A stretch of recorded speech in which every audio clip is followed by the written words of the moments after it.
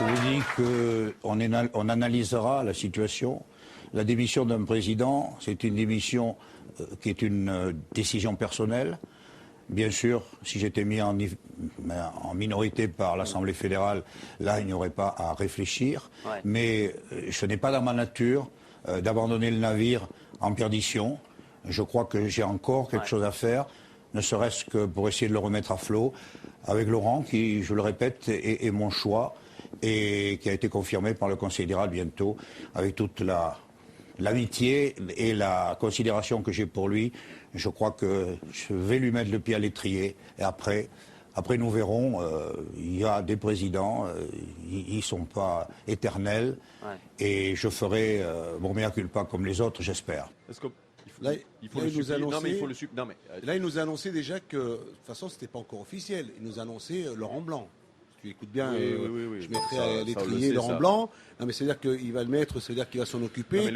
C'est-à-dire que, en l'écoutant, j'ai l'impression qu'il veut, le président Jean-Pierre Escalette veut continuer son mandat jusqu'à 2012. Oui, exactement. Non, stop. Et voilà. Donc, stop, on arrête, messieurs, là. Est-ce qu'il faut le... Non, mais peut-être qu'il faut le... Pas seulement lui, hein, tout le monde. Hein. On l'a dit un peu, peut-être, de manière véhémente ces derniers temps. Peut-être qu'il faut le supplier. Monsieur Escalette, s'il vous plaît, partez. On ne vous veut plus. Non, c'est peut-être il faut pleurer, peut-être, je ne sais pas. Je ne dirai pas comme ça, Eric. Je ne dirai pas comme ça. Eh bien, dégage alors. Tu veux qu'on lui dise comment? Dégage? Non. Eh bien alors, tu veux faire quoi? Il y a un minimum par rapport... Non, mais tu comprends ce qu'il nous dit?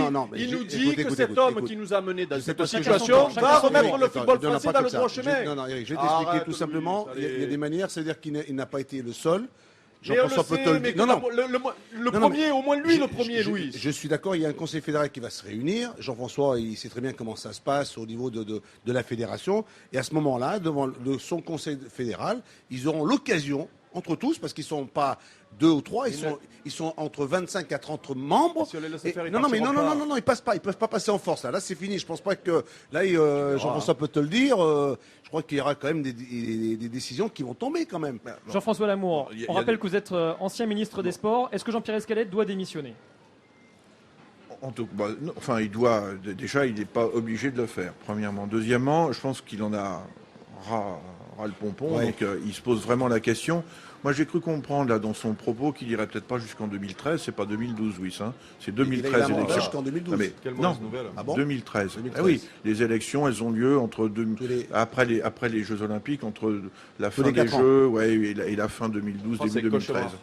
Voilà. Bon, mais j'ai cru comprendre qu'il voulait mettre le pied à l'étrier de Laurent et puis partir juste après. Non. Est-ce que ça veut... Et si Laurent Blanc lui dit qu'il n'a pas besoin de lui pour mettre le pied à l'étrier, est-ce que ça veut dire qu'il part dans un an peut-être? Mais j'ai l'impression quand même qu'il a pris un gros coup sur la casquette et qu'il va réfléchir.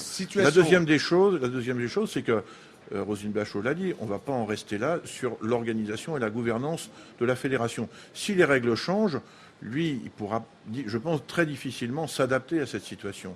Et je pense qu'il prendra à ce moment-là la bonne décision, c'est de se retirer et de laisser effectivement une nouvelle équipe prendre les rênes de la fédération, que ce soit au niveau du conseil de surveillance, donc un organe fédéral associatif et une direction beaucoup plus opérationnelle avec de vrais managers qui connaissent bien le monde pro.